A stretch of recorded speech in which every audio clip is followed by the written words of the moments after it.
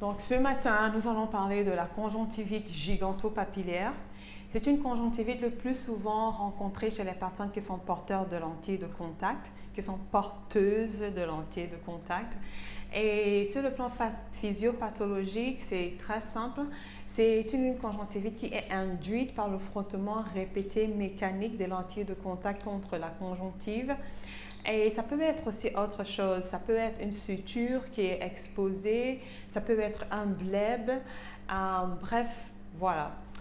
Sur le plan de la clinique, le patient va se plaindre de rougeur, de sensations de corps étranger, de démangeaison et il y aura subitement une intolérance aux lentilles de contact.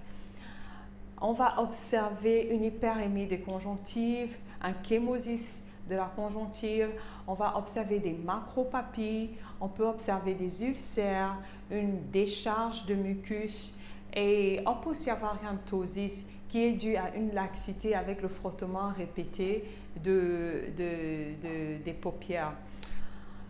L'axe du traitement, le traitement de la conjonctivite gigantopapillaire est basé sur 3 axes. D'abord, il faut retirer l'élément qui est l'élément causal. Par exemple, si ce sont les lentilles de contact, il faut enlever les lentilles de contact. Parfois, il est préconisé que le patient ne porte pas ses lentilles de contact pendant 48 heures. Il faut aussi noter s'il y a quelque chose, si c'est une autre raison comme le bleb, noter est-ce qu'il y a une blébite, revoir le bleb, est-ce qu'il faut faire une exérèse du bleb. Si c'est une suture, est-ce qu'il ne faut pas enlever la suture ou alors il faut changer la position de la suture et on recommande souvent d'enterrer la suture. Je ne sais pas si c'est comme ça qu'on dit en français.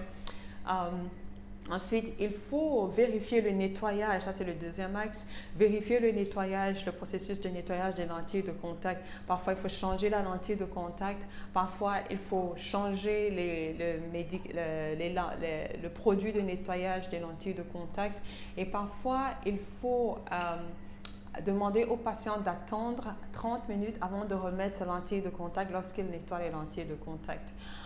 Il y a aussi la prise en charge topique avec des médicaments tels que les anti-inflammatoires non stéroïdiens, les antihistaminiques, les stabilisateurs de mastocytes et les corticoïdes.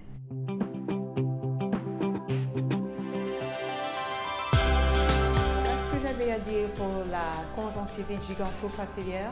Merci de m'avoir suivi.